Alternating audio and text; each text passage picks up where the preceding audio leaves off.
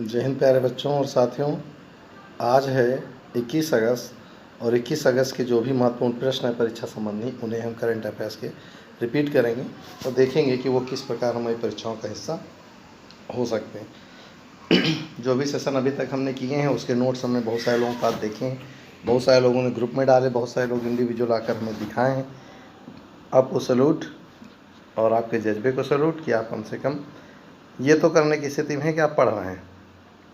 कुछ लोग तो पढ़ने को भी तैयार नहीं है, अगर आप सर पटक ले तो भी और फिर दोष देंगे किसका, आप अच्छे से जानते हैं किसका। चलिए अपना सेशन हम शुरू करते हैं बिना लेट लपेट किए।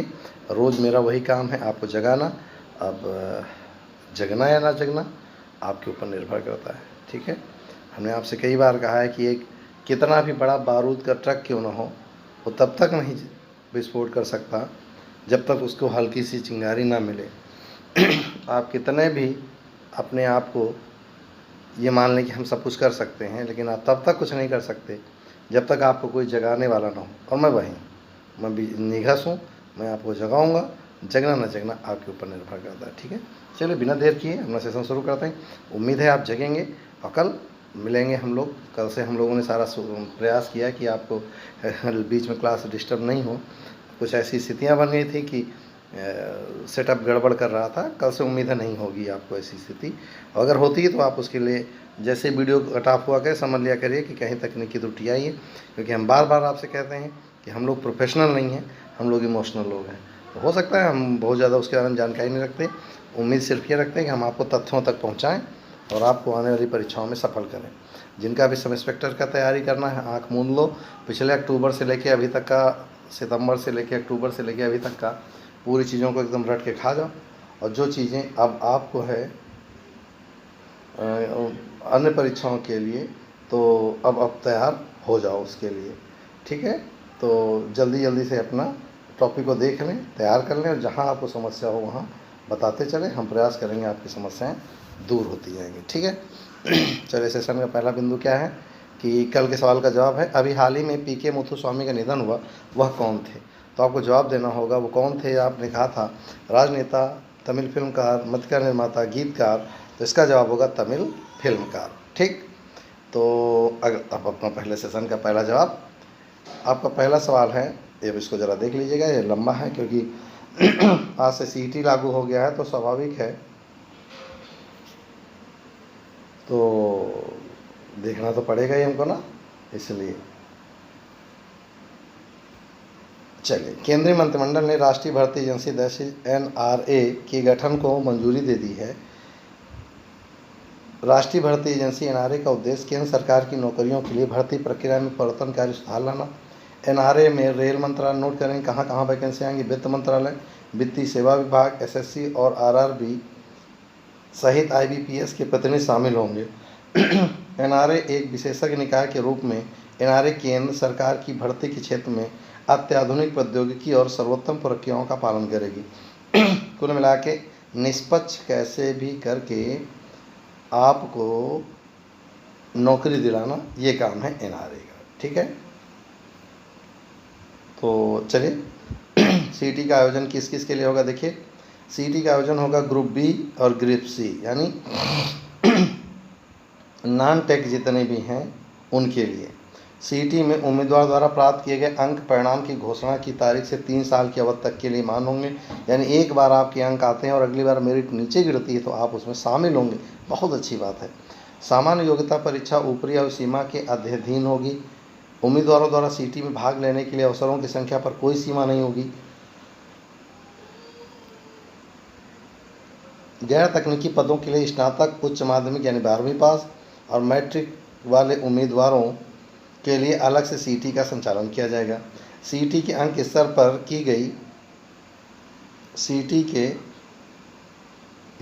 की गई उम्मीदवारों के पास एक ही पोर्टल पर पंजीकृत होने तथा परीक्षा केंद्रों में अपनी पसंद व्यक्त करने की सुविधा होगी। सीईटी कई भाषाओं में उपलब्ध होगी। सीईटी से भर्ती चक्र में लगने वाले समय में काफ़ी कमी होगी। इससे एक और फ़ायदा होगा कि कैसे भी करके आप एक बार परीक्षा पास करते हैं और आपके मार्क्स अच्छे आते हैं तो स्वाभाविक है कि आप अच्छा कर पाएंगे, ठीक। यानी कि मान लीजिए मेरे मार्क्स इस बार पूरी परीक्षा में मेरी रैंक 88 आई, ठीक। ठीक है, और मेरा इस बार चयन नहीं हुआ। अगली बार जब मेरिट आती है और वो मेरिट 87 रहती है तो स्वाभाविक है मेरा 88 है तो मेरा 3 वर्षों तक ये अवसर मुझको मिलेगा। ये आपके लिए बहुत अच्छी बात है, ठीक है। चलिए अगला देखिए। समझ गए होंगे सीटी का मतलब एक परीक्षा प्लेटफॉर्म होगा और उसी से सारी परीक्षाएं होती हैं।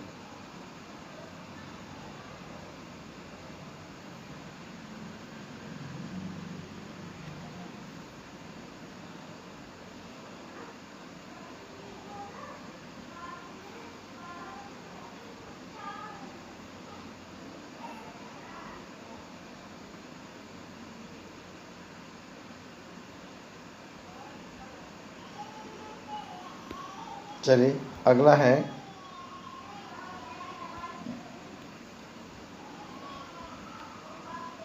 आज के सेशन का अगला बिंदु है कि भारतीय डाक सेवा ने भारत में यूनेस्को की विश्व धरोहर स्थलों पर जारी डाक टिकट पर भारतीय डाक सेवा ने 74वें स्वतंत्रता दिवस के अवसर पर 15 अगस्त 2020 को भारत में स्थित यूनेस्को की विश्व धरोहर स्थलों की सूची में के 5 स्मारक डाक टिकटों का एक सेट और एक लघु पत्रांक जारी किया है। यह श्रृंखला का तीसरा भाग है, यानी कि कुल मिला के हम ये कहें कि भारतीय डाक ने यूनेस्को की विश्व धरोहर सूचियों की कुछ चीज़ों को जोड़ा है अपनी टिकट के माध्यम से। ठीक, यूनेस्को का मुख्यालय कहाँ है? पेरिस। यूनेस्को के प्रमुख हैं ऑड्रे अजोले और यूनेस्को की स्थापना हुई थी 16 नवंबर 1945 की। ठीक, अगला है एशियन डेवलपमेंट बैंक। ठीक, क्या है? एडीबी ने भारत में रीजनल रैपिड ट्रांजिट सिस्टम निर्माण के लिए मंजूर किए $1 बिलियन। एशियाई विकास बैंक ने भारत में आधुनिक high speed 80 kilometre Delhi Meerut Uttar Pradesh regional rapid transit system के निर्माण के लिए $1 बिलियन मीन्स 7,485 करोड़ रुपए के ऋण को मंजूरी दी। इस ट्रांजिट सिस्टम परियोजना का उद्देश्य उत्तर प्रदेश से मेरठ को दिल्ली से जोड़ने वाले एनसीआर को घनी आबादी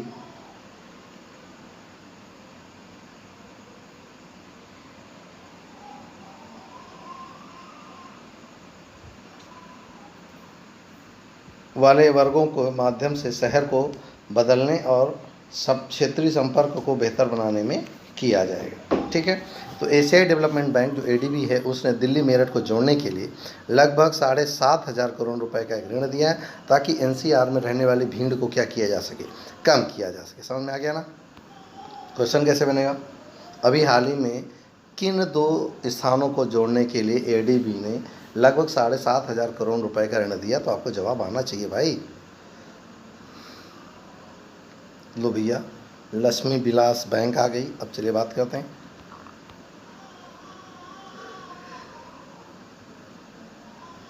लक्ष्मी विलास बैंक ने ग्राहकों को इंटरेस्ट बचत खाता खोलने में सक्षम बनाने के लिए एक नई डिजिटल पहल LVB डिजी गो लॉन्च की है। बैंक की नई पहल से लोगों को वेबसाइट के माध्यम से जरूरी बैंकिंग सुविधाओं का तुरंत लाभ उठाने में मदद मिलेगी। यानी लक्ष्मी विलास बैंक ने लोगों को तुरंत खाता खोलने और अपना संचालन करने के लिए एक वेबसाइट आधारित पोर्टल तैयार किया है। ये तो चलो सवाल नहीं बनेगा, कोई दिक्कत नहीं, ये बनेगा। लक्ष्मी विलास बैंक का मुख्यालय कहाँ है? चेन्नई। लक्ष्मी विलास बैंक के MD और CEO हैं S सुंदरम। ठीक, अभी ये अंतिम नहीं अंतरिम है। चलिए इनको देखें जल्दी से।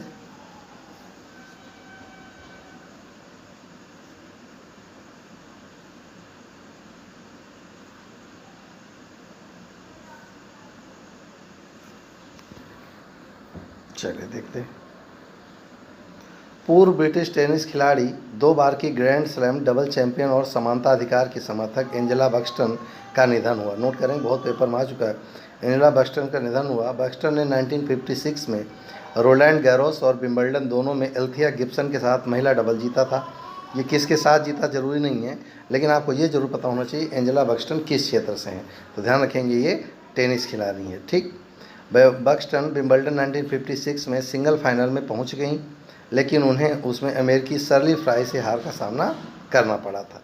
ठीक, अगला है इंडियन अक्षय ऊर्जा दिवस। क्या है ज़रा देखेंगे। हर साल 20 अगस्त को भारतीय अक्षय ऊर्जा दिवस बहुत महत्वपूर्ण है, ये पेपर में बनेगा। यह दिन भारत में अक्षय ऊर्जा संसाधनों के महत्व को चिन्हित करने के लिए मनाया जाता है। भारत सरकार देश को ऊर्जा की एक स्थायी मात्रा प्रदान करने के लिए विकास अथवा नवीकरणीय ऊर्जा स्रोतों के महत्व से अवगत है। ऐसे समय में उन लोगों के बीच नवीकरणीय संसाधनों के बारे में जागरूकता को बढ़ावा देना महत्वपूर्ण बन जाता है जो इस विषय से अनभिज्ञ हैं। यानी कि नॉन डिग्रेडेबल एनर्जी क्रिएशन के लिए हमें कुछ ऐसे कदम उठाने होंगे ताकि लोगों को ये पहुंचाया जा सके कि बिना किसी अन्य भौतिक संसाधन के भी ऊर्जा का उत्पादन हो सकता है, जैसे टाइडल एनर्जी, जैसे सोलर एनर्जी, जैसे विंड एनर्जी, जैसे थर्मल एनर्जी। तो ये सारी एनर्जीज़ के बारे में भारत को अच्छे ऊर्जा के बारे में बताना होगा। सबसे बढ़िया तो सोलर एनर्जी है, चाहे जितना फोटॉन इलेक्ट्रॉन को यूज़ कर लो आपके काम आने वाला है। चलिए, सद्भावना दिवस। शायद ये मोबाइल हैंड्सअप हम लिए हैं तो इसके लिए कहीं ना कहीं ये व्यक्ति जिम्मेदार हैं, सल्यूट करिए इनको।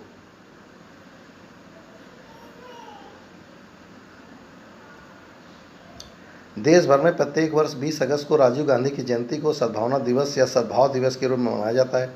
इस वर्ष 20 अगस्त 2020 को पूर्व प्रधानमंत्री राजीव गांधी की 76वीं जयंती मनाई जा रही है। भारतीय राष्ट्रीय कांग्रेस ने उनकी मृत्यु के एक साल बाद 1992 में राजीव गांधी सद्भावना पुरस्कार की शुरुआत की थी। ध्यान से सुनिएगा, हर साल यह दिन स्वर्गीय राजीव गांधी की याद में मनाया जाता है, जो 40 साल की उम्र में भारत के सबसे युवा प्रधानमंत्री बने थे। भारत के लिए उनके विचारों को श्रद्धांजलि देने के लिए इस अवसर पर समाज की बेहतरी में योगदान दिया जाता है। तो 20 अगस्त को मनाया जाता है राजीव गांधी की जयंती पर सद्भावना दिवस या सद्भाव दिवस। समझ में आ गया ना? कब? 20 अगस्त को। यस।